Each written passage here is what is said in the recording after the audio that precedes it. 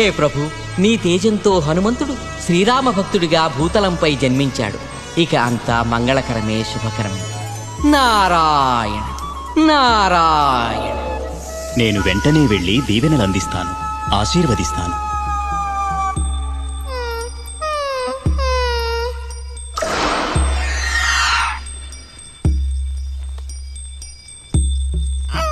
ప్రణామాలాచార్య.